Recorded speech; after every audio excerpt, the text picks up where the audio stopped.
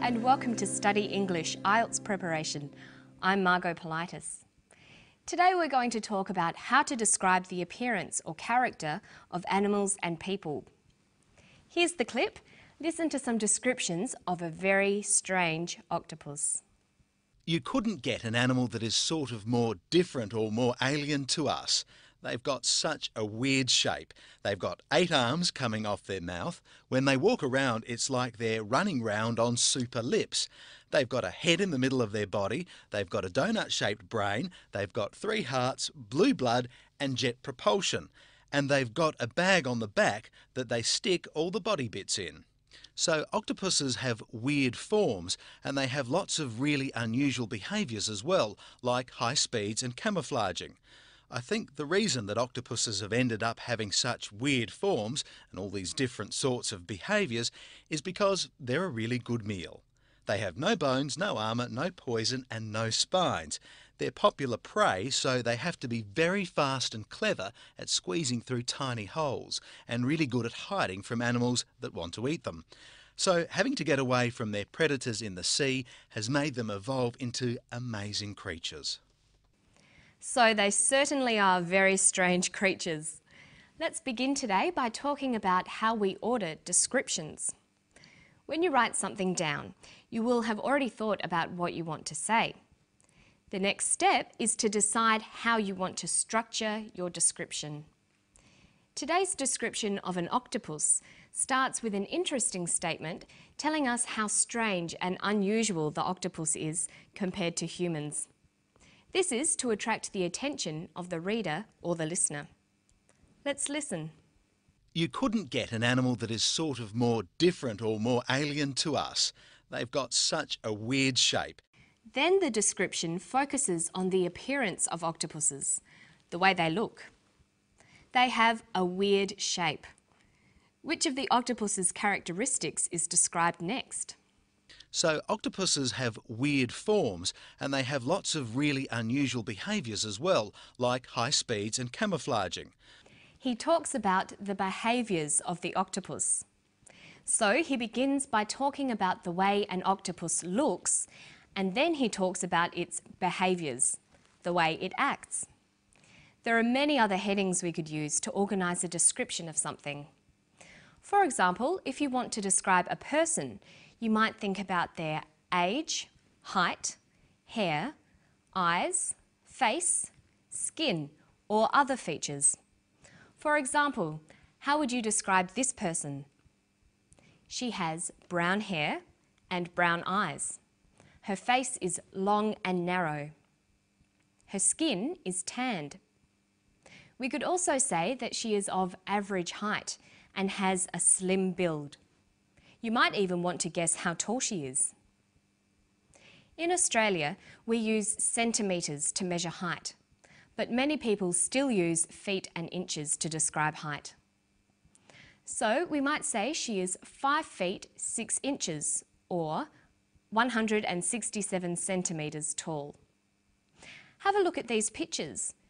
Which person has brown hair, blue eyes, a round face and freckles? Well, they both do. Which person is a teenager with long, straight hair and big eyes? Which person is middle-aged with frizzy hair and glasses? You can see that the same person can be described in different ways, depending on what you want to focus on. The more vocabulary you know, the better your descriptions will be. Now, listen for another way of describing a person or animal. They've got a head in the middle of their body, they've got a donut-shaped brain, they've got 3 hearts, blue blood and jet propulsion. The octopus has a donut-shaped brain. There's not many people you could say that about. But when describing things, it can be useful to compare something with a common shape. So a person might have an oval-shaped face, almond-shaped eyes and a pear-shaped body, like this. But what if you don't want to describe the way a person looks? You might want to describe someone's personality or character. Let's hear more about the octopus. They're popular prey, so they have to be very fast and clever at squeezing through tiny holes and really good at hiding from animals that want to eat them. So having to get away from their predators in the sea has made them evolve into amazing creatures. He describes the octopus as fast, clever, good at hiding, and amazing. When we are describing someone or something, it's a good idea to make a list of headings to help organise the description. We can talk about intellect.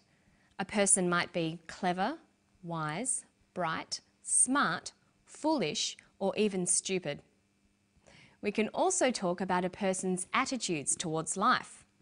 We could say a person is sensible, introverted, extroverted, optimistic, or pessimistic. Or we might talk about their attitudes to people. Are they polite, generous and kind, or are they impolite, greedy and mean? And we can describe someone's behaviour too. Are they positive, interesting and confident? Or are they negative, boring and shy? When learning to describe people, it's a good idea to be familiar with opposites like these. This will help you build your vocabulary very quickly. Do you know the opposites of these words? Cruel, extroverted, courteous, generous, bright. The opposites are kind, introverted, rude, selfish, and stupid. Sometimes it sounds better to use one of the more positive words to describe someone. Mary was really cruel. You could say, Mary was not very kind. I think Kylie is rude. I think Kylie is not always polite.